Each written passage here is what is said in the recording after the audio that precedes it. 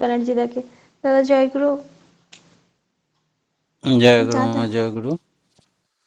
পরম প্রেমময় পরমদয়াল শ্রী শ্রী ঠাকুরের এতক্ষণ যারা নামামৃত সুধা পান করলেন, তাদের মানব জীবন শ্রেষ্ঠ জীবনের একমাত্র উদ্দেশ্য ঈশ্বর প্রাপ্তি, তা যেন এই জীবনেই সফল হয়, এই কাতর প্রার্থনা দয়ালের রাঙারাতুল চরণে। শ্রী শ্রী ঠাকুর আমাদের অমীয় কথা, অমৃত কথা বর্ষণ করলেন, কোনো দিক বাদ দিলেন না। আমার অনুমায়ের প্রার্থনা এসছে, অনুরোধ এসছে যে ঠাকুরের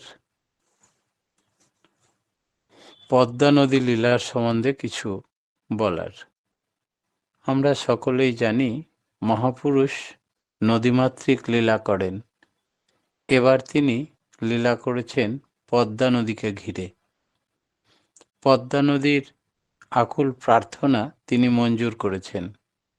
আমরা প্রত্যেকেই যারা ভূগোলের ছাত্র তারা জানি একই নদীর ফরাক্কা পর্যন্ত পবিত্র গঙ্গা নদী নামে খ্যাত, আর সেই নদীর মূল স্রোত যখন ফরাক্কার ব্যারেজ পেরিয়ে বাংলাদেশে প্রবেশ করল, তখন সেটা পদ্মা নদী হয়ে গেল।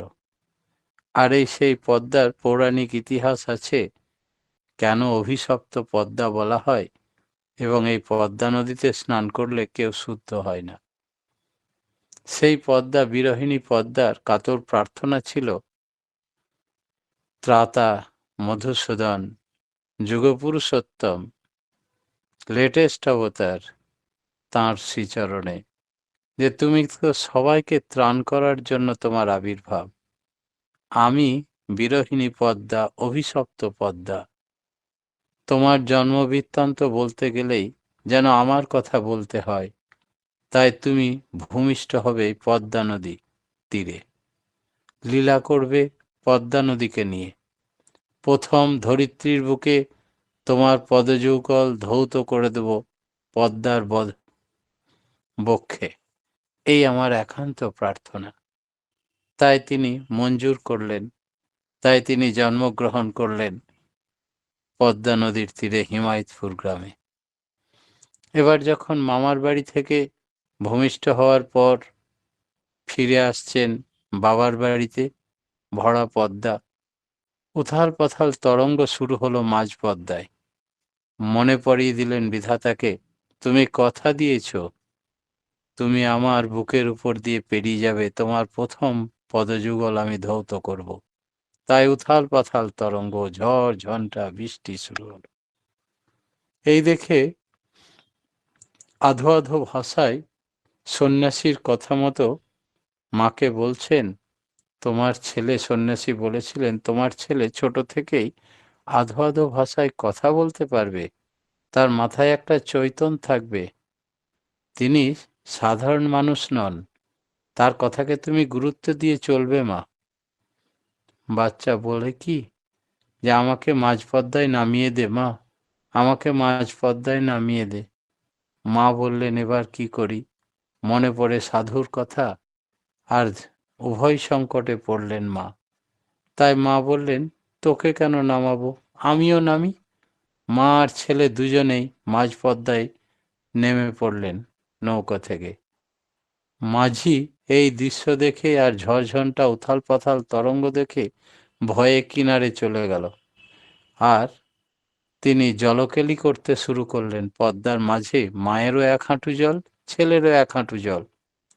এই অপূর্ব দৃশ্য দেখল কোনো কোনো মাঝি মোল্লা, আর উপর থেকে পুষ্পবৃষ্টি হতে লাগলো। স্বর্গলোক থেকে দেবদেবীরা পুষ্পবৃষ্টি করতে লাগলেন।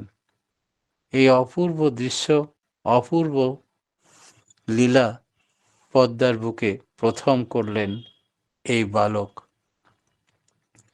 তারপরে মুহূর্তের মধ্যে সমস্ত ঝড়ঝঞ্ঝা উথাল পাথাল তরঙ্গ স্তব্ধ হয়ে গেল, শান্ত হলো পদ্মা বক্ষ।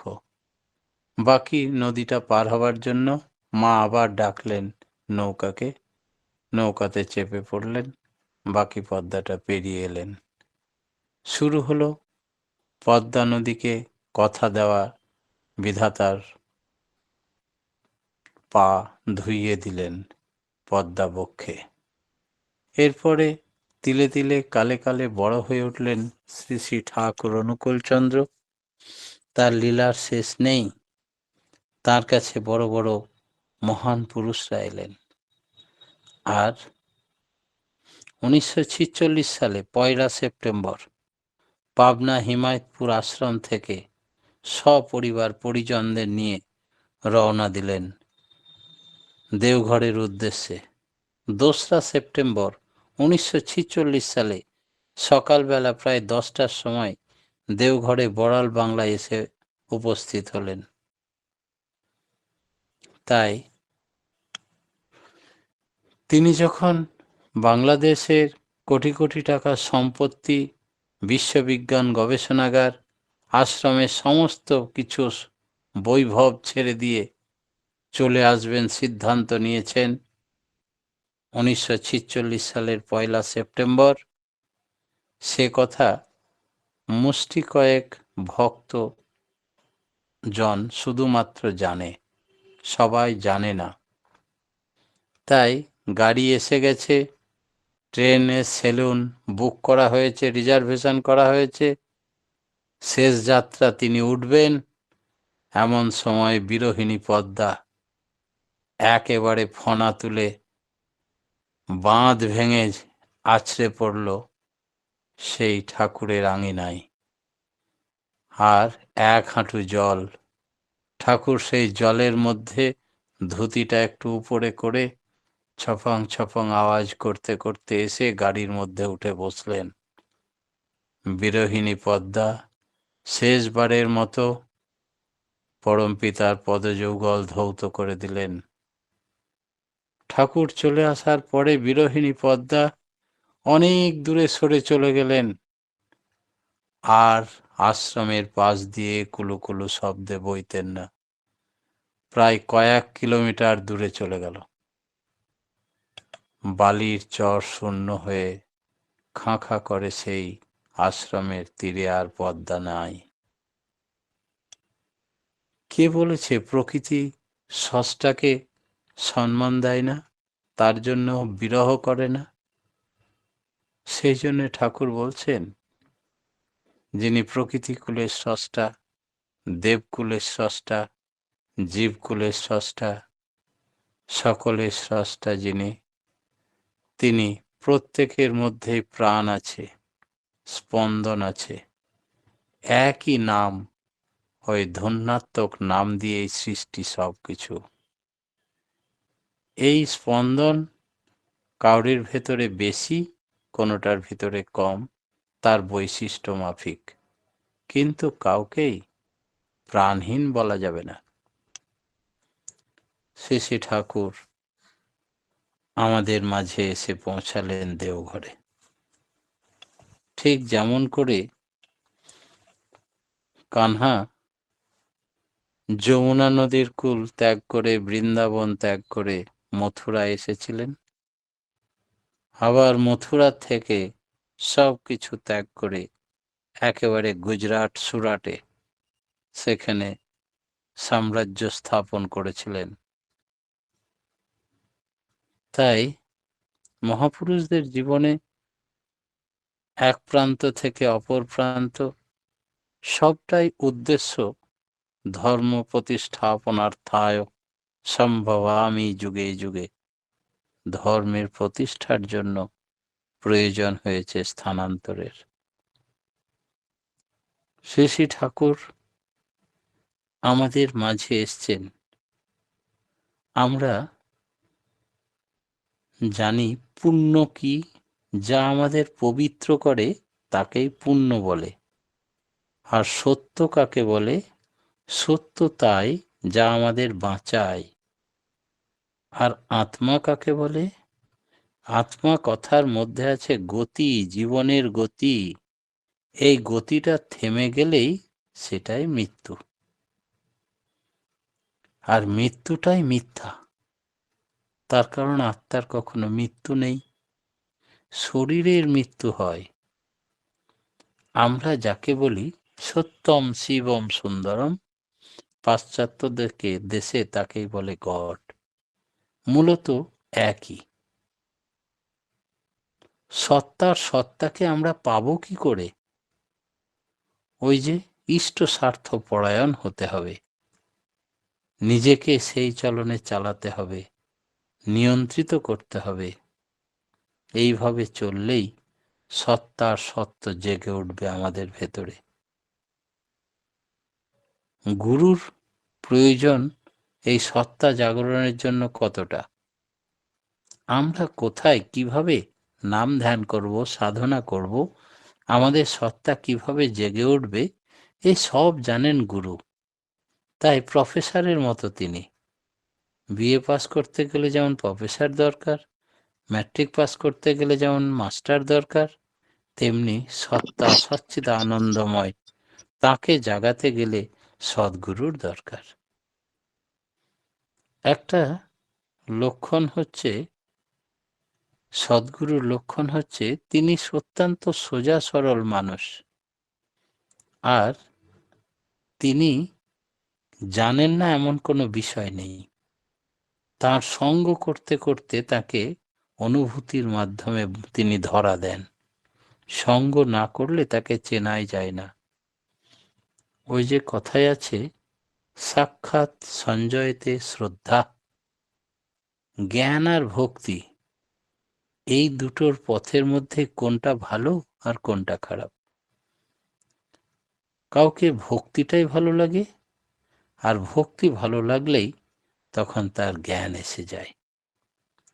সকলের মূলেই হচ্ছে আমি তোমাকে ভালোবাসি, তোমার জন্য আমি সব কিছু করি, পৃথিবীর সব কিছু ছাড়তে রাজি আছি তোমার জন্য। এই চলনে যে চলতে পারে সে তাঁর হয়ে উঠতে পারে। তখন আমি আর তুমি আর কেউ নেই পৃথিবীতে। এই হচ্ছে আসল বাদ। তাকে বাদ দিয়ে কোনো চিন্তা চলন সম্ভবই নয়। আমি আর তুমি, তাই আমাকে দিয়ে বাদ দিয়ে তুমি নও, তোমাকে বাদ দিয়ে আমি নই। যদি কেউ ভাবে সেটা বেকুবি। ব্যক্ত ঈশ্বর না নৈব্যক্তিক ঈশ্বর? আমাদের কেমন ঈশ্বর দরকার? আইনস্টাইন বলেছেন, ব্যক্ত ঈশ্বর দিয়ে কিছু হবে না, নৈর্ব্যক্তিক ঈশ্বর চাই। আবার শ্রী ঠাকুর বললেন, নৈর্ব্যক্তিক ঈশ্বর কিন্তু সম্পূর্ণরূপে ব্যক্ত। নির্বিশেষের যদি সবিশেষ না থাকে তাহলে ভোঁতা হয়ে যায়। ব্যক্ত ঈশ্বরের উপরে ভালোবাসা থাকা চাই। ভালোবাসার মধ্যে অনুসন্ধিৎসা থাকতে হবে। অনুসন্ধিৎসা আনে অনুচর্যা, অনুচর্যার ভিতর দিয়ে জ্ঞান আসে। তা না হলে একটা পাগলামি করলেই হলো। আমার বিশ্বাস হয় না, এই কথাটাই ভুল। যে নিজেকে বিশ্বাস করে, নিজের অস্তিত্বকে বিশ্বাস করে, সে ঈশ্বরকে বিশ্বাস করে। গুরুকে ভালোবাসলে কি হবে আমাদের লাভ ঠাকুর? ঠাকুর বললেন, গুরুর প্রয়োজন সম্বন্ধে, গুরুর মধ্যে সব কিছু থাকে, একেবারে সব পেয়েছি আসরে যোগদান করা। সদ্গুরুকে পাওয়া মানে তাই।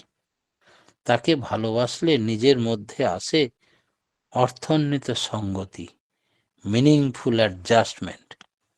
এমন কোনো বিষয় নেই যে তার কাছে গেলে তার সমাধান হবে না, সুষ্ঠু সমাধান হবে না। অনেকে বিশ্বাস করে গুরুই আমাকে সব আপদ বিপদ থেকে রক্ষা করবেন, আর আমার চিন্তা ভাবনা আর কিছু থাকবে না। তার মানে তখন চিন্তাটা ভূমায়িত হয়ে যায়। আমাদের ভারতীয় কৃষ্টিধারার মধ্যে বাঁধা ধরা নিয়ম ছিল না। যে যেমন সংস্কারের মানুষ, গুরু তাকে তেমন নির্দেশ দিতেন, যেগুলি শিষ্য পালন করতে পারত। পালন করতে করতে মহাপণ্ডিত হয়ে যেত। আবার এমনও আমরা জানি যে শরীরবিদ্যার সাথে আইনের সম্বন্ধ কি। ল আইনের সম্বন্ধে দর্শন শাস্ত্রের সম্বন্ধ কি, কিন্তু গুরু যিনি সব জানতেন, তিনি হচ্ছেন অলমাইটি গড। সেইভাবে শিষ্যকে তিনি চালিত করতেন যে একে আইনের পথে শিক্ষা দেব, না একে ব্যায়ামবীর করে তুলব, একে ফিলোজফি দর্শনশাস্ত্র পড়াবো, না একে বিজ্ঞানের পথে এগিয়ে দেব। সেই জন্য গুরুকে তত্ত্বত জানার কথা বলা আছে। গীতায় পরিষ্কার লেখা আছে, যো মাং ব্যক্তি তত্ত্বত। তত্ত্বত মানে উইথ দ্যাটনেস, যা যা নিয়ে তা তার সব কিছুর সঙ্গে। আপনি যদি সেই গুরুর কাছে শিখতেন, তার ভাত রাঁধাও কাজে লাগতো, আবার গারু গামছা বয়েও তাকে কাজে লাগাতো, আবার বিছানা ঝাড়া বিছানা করার কাজেও লাগাতো, আবার পড়ার কাজেও লাগাতো। পড়াকে বলা হয় অধ্যয়ন। অধ্যয়ন মানে অধিআয়ন। অধি মানে ধারণ, আয়ন মানে আয়ত্তীকরণ, সবটাকে জানা। তাই মৌলিকভাবে সেই গুরু ছিলেন আচার্য, মানে আচরণ করে জেনেছেন যিনি। আচরণ না করলে গুরু হতে পারতেন না। তিনি ছিলেন vice chancellor of the university, বিশ্ববিদ্যালয়ের অধিপাল বলা হয় তাকে। ধ্যান কিভাবে করতে হয়? শশী ঠাকুর বললেন, ধ্যান মানে মেডিটেশন, এটা মাধ্যমের ভিতর দিয়ে, যিনি আচার্য গুরু, ওই মেডিটেশনের মাধ্যমেই সবটার সঙ্গতি। মেডিটেশনের ধ্যানের মাধ্যমে মাধ্যম না থাকলে এককেন্দ্রিকতা হয় না, আর এককেন্দ্রিকতা না হলে নিয়ন্ত্রণ আসে না। কনসেন্ট্রিক বা এককেন্দ্রিকতা হলে বোধ সেখানে স্বতঃস্রত হয়ে যায়। আসল হলেন গুরু, তিনি যোগাযোগের কর্তা। তিনি যদি সমস্ত বিষয়ের উপরে না থাকেন, আর তার উপর যদি আমার অ্যাডারেন্স বা নিষ্ঠা না থাকে, তাহলে আমার উন্নতি হবে না। কারণ আমি অ্যাফেয়ার্সের বিষয়ের উপর উঠতে পারবো না, এই বিষয়ের দ্বারা প্রবাহিত হয়ে যাব।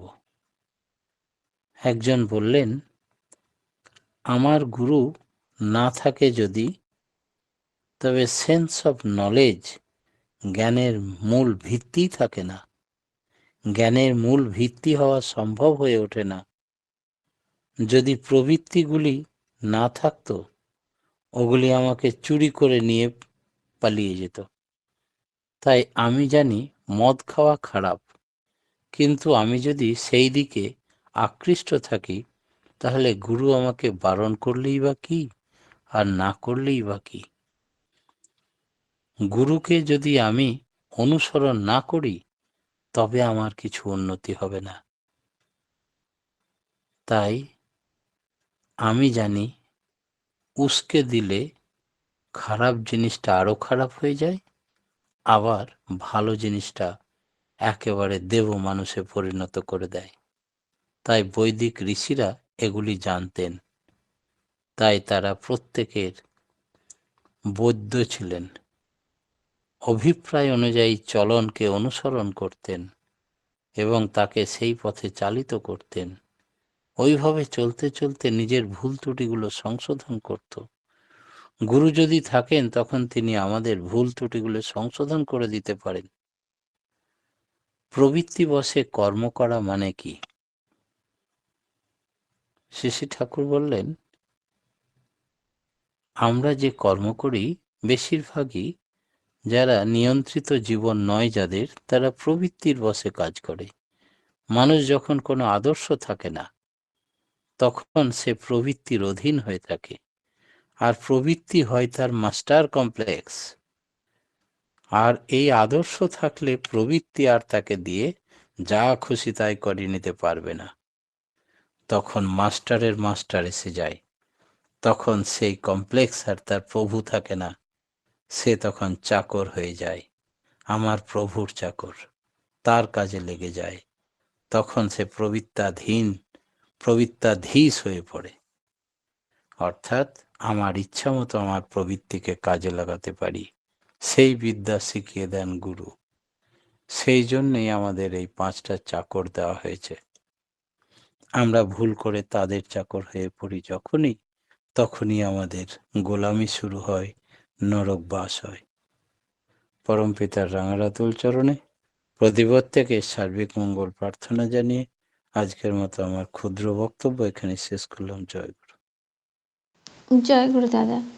আজকে খুব সুন্দর আলোচনা, যে অভিশপ্ত পদ্মা নদীর লীলা, বিরোহিণী পদ্মা নদী কীভাবে শ্রী শ্রী ঠাকুরের পা ধুয়ে দিয়েছিলেন তা আলোচনা করলেন। আমরা শুনে সমৃদ্ধ হলাম দাদা। ধূন্যাত্মক নাম দিয়ে সৃষ্টির সব কিছু, সবার স্পন্দন আছে, যা পবিত্র করে তাই পুণ্য। জীবনের গতি হচ্ছে আত্মা, মৃত্যু হলো মিথ্যা। ইষ্ট স্বার্থ পরিপালন করলে সত্তার জাগরণ হয়।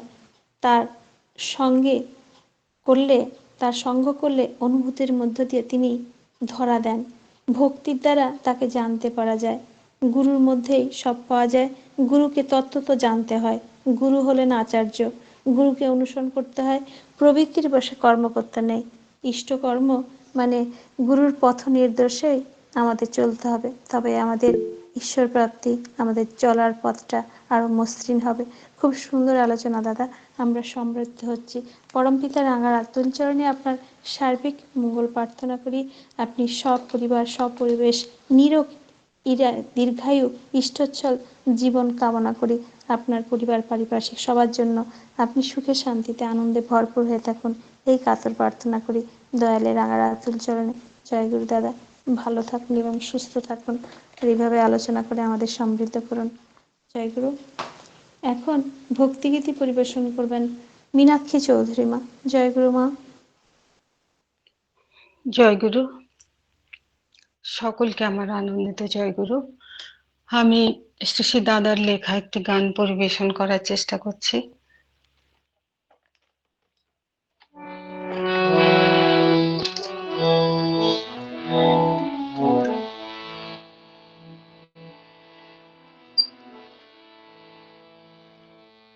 তোমারে সেবক আমি, হে প্রভু জীবন স্বামী, জনমে জনমে তব ভৃত্য, প্রেমে মন ভরেছ গো চিত্ত, তোমারে সেবক আমি, হে প্রভু জীবন স্বামী, জনমে জনমে তব ভৃত্য, প্রেমে মন ভরেছ গো চিত্ত, তুমি মোরে দয়া করে রেখেছ চরণে ধরে, তুমি মোরে দয়া করে রেখেছ চরণে ধরে, মম প্রাণ তোমারে দত্ত, প্রেমে মন ভরেছ গো চিত্ত, তোমারে সেবক আমি।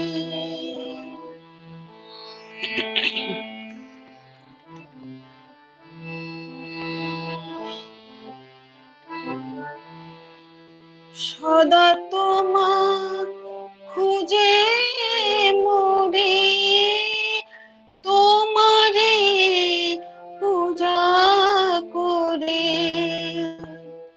জানি তুমি দেবে তোরে সকলের সাথে মরে নিত প্রেমে মন ভরেছ গো